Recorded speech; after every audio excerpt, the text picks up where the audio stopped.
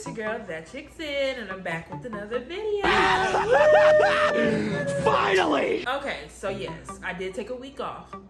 You can lambast me, but I needed it. I quit my job, blah, blah, blah, blah, blah, blah. A lot of shit going on. Okay, but I did make those gibbets that I promised you. Insert the Snapchat that I took. Hopefully I saved it. If I didn't save it, don't insert it. Don't worry about it. Don't worry about it. But anyways, I did make the gibbets and I did film the video. The video did not turn out well. The gibbets did not turn out how I wanted them to turn out, so I decided not to release it. As well as the fact that I just needed a break and didn't want to edit. So there you go. But here I am today with the video that I promised you, the gibbets video. Yes, I did buy my 2 pair of Crocs as you saw in the haul video, and I got them here with me, and I'm going to show you how to make gibbets and how you style your Crocs with some really cool custom gibbets. So stay tuned. I'm going to have all the supplies shown below me here, and show you what I'm using and what you can buy on Amazon and whatnot to make your own custom giblets. Also, you guys, don't forget to subscribe, like, and comment down below. Just let me know what you want to see next week. I'm thinking about releasing a little mini vlog of my day one day. It was pretty cool. Did some cool shit, and I want to show you also. I might release that next week, but let me know down below what you want to see. Anyways, on with the video. I'll be showing you next all the supplies that I need to make the gibbets. It's a little involved, I might say, but I'll let you know some alternatives you can use instead of some of the more advanced things that I use. But anyways, that's coming next. It's coming next, shit. Okay, y'all, so you want to get some nice jewelry glue, some craft supplies. I just got these from the Dollar Tree, diamonds and things. Of course, the buttons for the back of the gibbets. And then you want some parchment paper for your work area. Just to make sure it stays clean. I don't know why those are there, but you want to make sure you have the right blade, one that cuts very deep. So I had to go buy one. You got the deep point blade from Cricut, the UV resin, and the wrong shrinky-dink paper. Amazon has the best one. I'll link it down below. Alrighty, so then we want to upload your image. You just follow those directions. If you have a Mac and you have a Cricut, everybody has a different machine they use. You can also use like a one of those. Oh, always choose complex. Do not forget to choose complex always, and then print and cut. So yeah, you always want to choose the ones that work for your machine, but this is for a Cricut. Make sure you resize those images. They're gonna come out big. So 2.5 is like my go-to for gibbets, if you want to use that. Anything smaller would probably be too small, so 2.5 or a little bit bigger could work. Also, if you want to have a white border around your shrinky dinks, your gibbets, then you want to use the offset feature in Cricut. I just use 0.05 and create a white border around. These already have black borders, so I am going to delete those. But yeah, create a white border around those at 0.05, and I'll do the same for this as well. You can see here.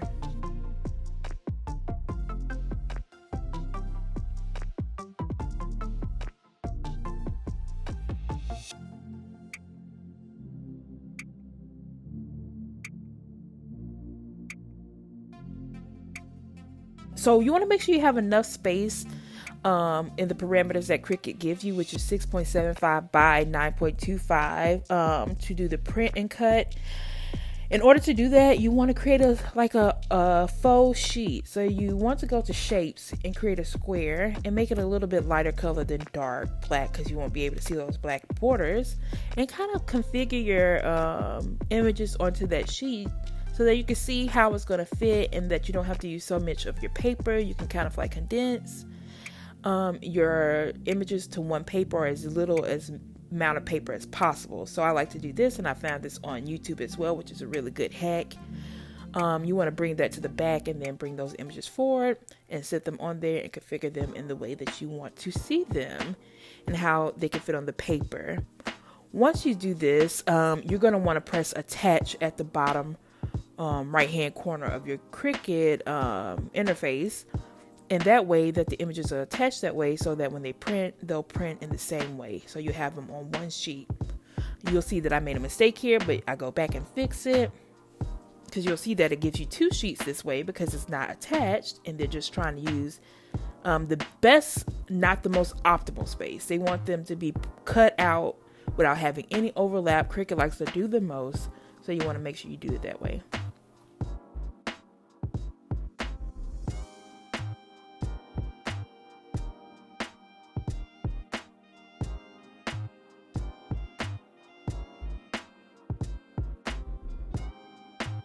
So we want to go to print. You want to turn off bleed and go to system dialog so that you can choose the specifications for your printer. For me, I just keep it all the same and change the quality to the best.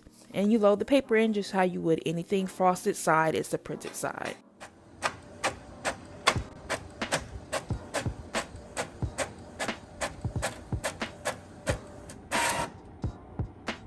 All right, so these are other supplies that we got: the die cutting machine, the Cricut that we're using, the mat, the sticky mat that you're going to place your images on, and then the housing and the new blade that we're going to reload. So yeah, I didn't have that loaded in, so you want to reload it, but this is how you load up a Cricut. If you never knew, this is how you do it. Very easy and very simple. Turn it on, of course. All right, y'all, please forgive me. This is my first voiceover. I'm trying. Okay. And then we're going to just attach it. Make sure you attach them at all sides and that it's securely placed on the mat, that no edges are lifting up. The best way to make sure that you got all the edges is to tape it down. Load it up. And I'm going to just press this go button here on the Cricut. All right, and I want to turn off the light so we can read it. A light comes on. See? Okay. I'm going to leave it alone to do its thing. Hopefully it cuts well. Okay, bye-bye. All right, y'all, so I got my gibbets made here on my mat. I'm going to take them off. I think it did 2 cuts. It looked like it only did 1, but it looks like they're done all the way through this time. Yes. You see the Trans Lives Matter gibbets slid out this time, so that's a good sign. I'm just gonna carefully pull up the rest. I think it's fine though. I think I can just kind of like pull it and they'll just come falling out. They did. So yeah, it looks like it cut through this time. Finally, we have some success. And we know what settings to use now. Yes. Okay, so that's the end of that. And I'm gonna throw that away over here. And let's get the rest of our gibbets off the mat.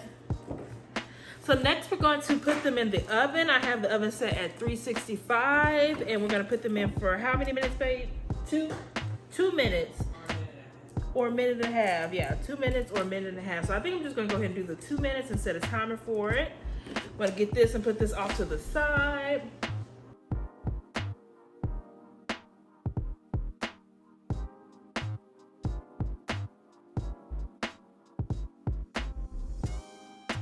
To the oven for 2 minutes.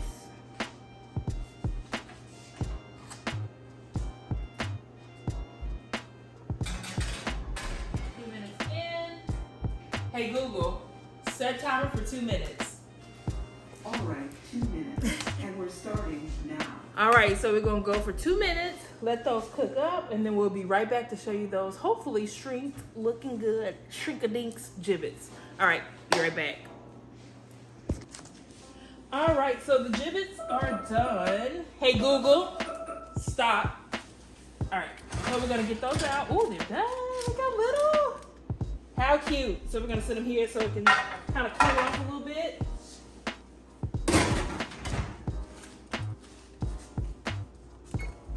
Look how cute these are. And they turned out so well. They're matte, but we're gonna add a resin over top to cure them so they can be glossy, kind of have a third dimension kind of look to them. Okay, so we have the giblets out of the oven, just sitting here ready to be bedazzled, I guess. So what I'm gonna do first is pour some of this Mod Podge gloss into this cup so I can add a little glitter to some of these. I'm not gonna do it to a lot. I just want this to kind of be a basic little tutorial, but I am gonna add some to some of these. Let me grab another one of these here. There we go. Okay, so we got one for the Mod Podge and then one for the resin.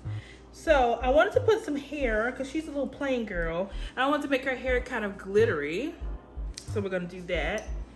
I'm just gonna, I don't know what I'm doing honestly. Hopefully this Mod Podge works.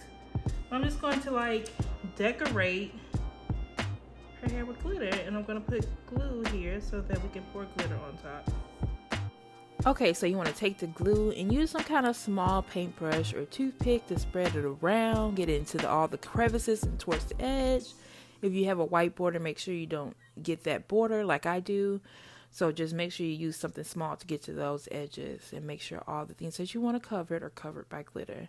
Now I'm doing the little unicorn, and we're going to pour those glitters on momentarily.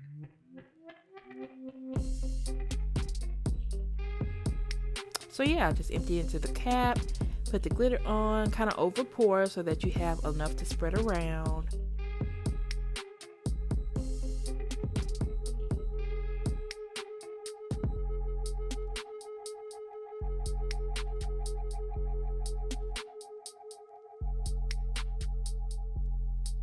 Yeah, and so the unicorn is done, and we're about to clean up our workspace. This is why I use parchment paper, because I don't care about recycling glitter. Roll her up and put her away. So we have all of our giblets done, and just gonna wait for them to dry a little bit. All right, so I got a UV light here. I'm gonna take out the bottom half of it. Make sure it's there.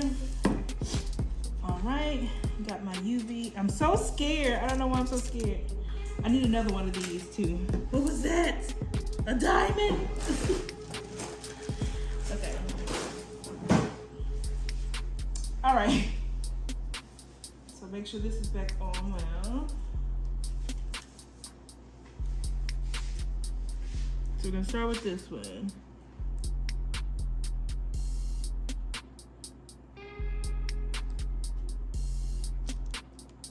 Here you're going to spread the UV resin around with the toothpick just like you did the glue. Make sure you pop any air bubbles that you see come up to the surface. Let them sit so the air bubbles can come up. Yeah, so you do get quite a few bubbles, and you want to make sure after you let them sit for a second that you do check again. I like to do about 2 checks. You'll see me do a couple checks here. And then the ones with the glitter, I did a little bit of an overpour of resin because I did not want to move that glitter around and create more air bubbles underneath, so I kind of poured over the amount that I actually needed so I could spread them around. Then you want to sit them in your UV lamp and put them on 120 seconds, so that's 2 minutes to 4 minutes. So I did 2 sets of 120.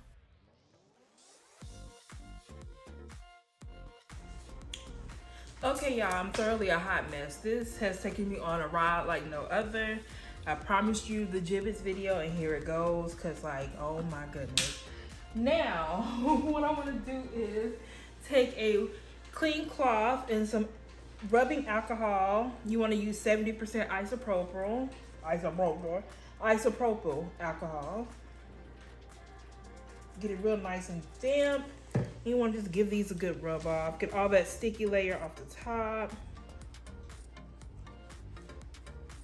That's what I'm doing there.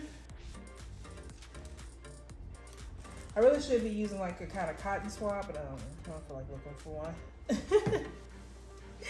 So we're gonna be rubbing all that good stuff off there. So next, what we want to do is take the buttons for the gibbets. We're going to be gluing those on the back. Like I said in the beginning, we want to take a nice high quality jewelry glue so that they last and that they stick on and stay forever. With the gibbets, you want to glue them on the smaller side, and that's the flat side. And you just want to take like a nice, like small little dot of glue.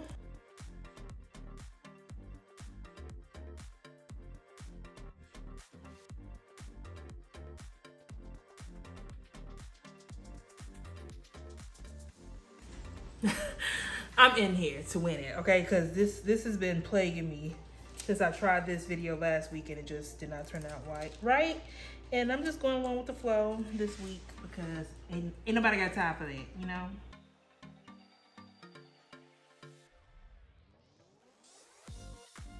So The only problem that you have with these sometimes is that the black of the button will show through the image, especially if you have this opaque paper. I suggest getting the white paper. They do sell it on Amazon, and the next time I do this project, I will definitely be getting the white paper, so I don't have to deal with that. But other than that, these are like perfect. Okay, so these are all the finished glue giblets. I'm gonna let them cure overnight because last time I did this, I pressed them in immediately, super happy, super excited, and then they fell apart as soon as I pressed them in because I did not let them stick and cure overnight like the instructions say. You want to make sure this is bonded as much as possible, especially if you're trying to sell these or something. You don't want them falling off the gibbet button thingy or whatever. So yeah, I'm gonna let them cure overnight. You'll see how they look tomorrow. Let's go.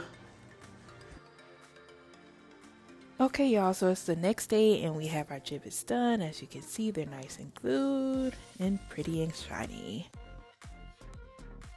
Almost in, nice and tidy, as you can see.